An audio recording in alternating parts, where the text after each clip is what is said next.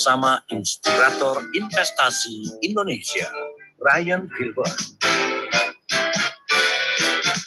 Smart Market Insight, Learning, Sharing, and Getting Success. Kita tidak boleh sekedar tahu bahwa ada investasi atau instrumen investasi yang bernama deposito dan juga reksadana.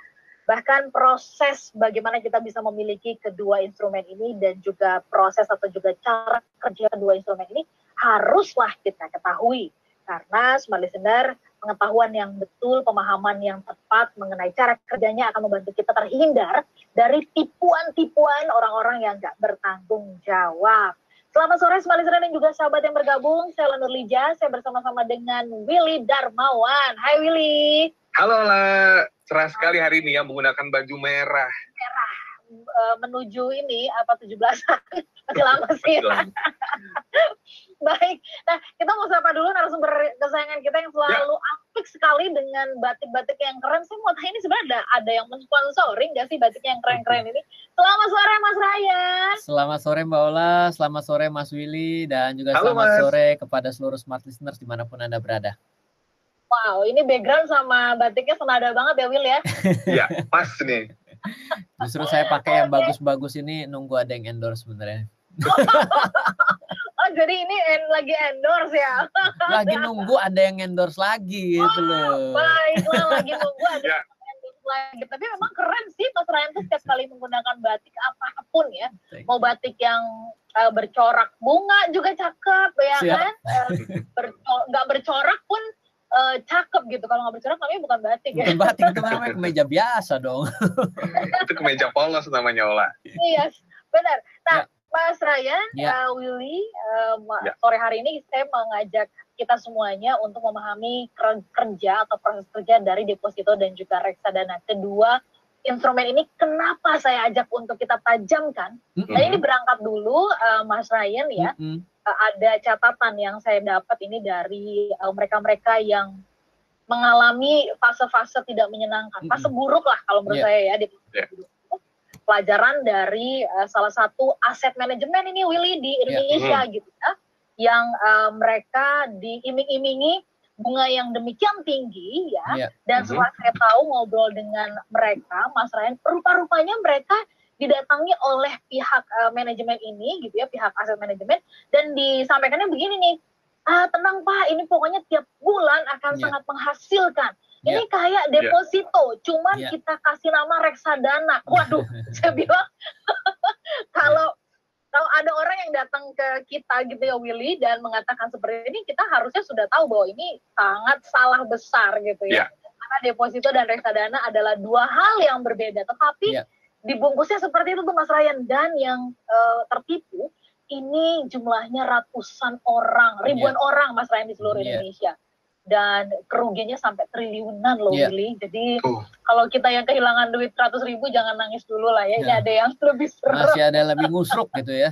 Tapi ada yang ngusruk banget. Nah, Mas Ryan mungkin boleh dong dikasih catatan awal dulu kenapa sih banyak masyarakat ya Willy ya yang terjebak gitu ya terhadap iming-iming bunga tinggi, lalu kemudian ini pola kerjanya kayak gini. Menurut Mas Ryan ini sebenarnya kurangnya di mana? Iya, ini sebenarnya awalnya adalah kurangnya dari pengetahuan masyarakat terkait setiap instrumen investasi dan produk tabungan. Saya ketika bicara investasi deposito tuh mulut saya sebenarnya agak kurang bisa untuk ngomong gitu, karena deposito adalah tabungan. Jadi kita harus bisa meluruskan ini kepada posnya yang benar. Dan investasi itu pada umumnya dapat saya pastikan adalah tidak bisa memberikan janji di awal. Karena apa? Karena investasi itu adalah pada akhirnya baru bisa kita hitung gitu ya. Nah, jadi pertama-tama mungkin kita akan cerita dulu bahwa yang namanya tabungan deposito itu sebenarnya adalah sesuatu yang bisa kita sepakati di awal mengenai bunganya. Dan kalau dibilang deposito itu disebut instrumen investasi yang aman, saya setuju. Karena apa? Karena ada namanya lembaga penjamin simpanan yang menjamin bila bank tersebut dilikuidasi, dana Anda akan dikembalikan. Selama ada beberapa catatannya. Pertama, suku bunga acuannya harus sama atau kurang daripada yang dijamin pada LPS, Lembaga Penjamin Simpanan. Anda bisa pergi ke lps.go.id. Yang kedua ya bank itu menjadi peserta penjaminan LPS. Yang ketiga adalah Anda tidak memiliki itikat merugikan daripada bank. Jadi misalnya Anda ternyata punya kartu kredit yang tidak dibayar-bayar sehingga Anda kolektibilitasnya adalah jelek, kolek 5, dan ternyata Anda di bank lain lakukan deposito, dan ternyata bank yang Anda maksud itu adalah dilikuidasi, maka Anda juga tidak masuk ke dalam yang dijamin. Gitu. Jadi itu adalah dasar daripada deposito ya.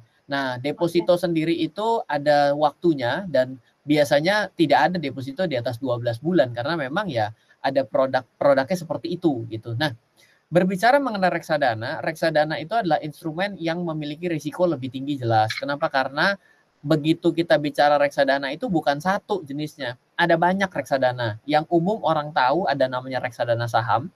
Kalau ada sahamnya pasti diinvestasikan di saham. Reksadana pendapatan tetap itu adalah surat utang. Reksadana campuran adalah campuran daripada surat utang dan saham. Dan reksadana pasar uang itu adalah surat utang jatuh tempo yang kurang dari 1 tahun. Nah, reksadana ketika diperpanjang sedikit ada namanya reksadana indeks. Ada juga namanya DIRE, dana investasi real estate. Jadi ada juga reksadana terproteksi. Nah, yang saya tahu selama ini selain daripada reksadana terproteksi, yang lainnya itu tidak ada memberikan income ataupun return yang pasti.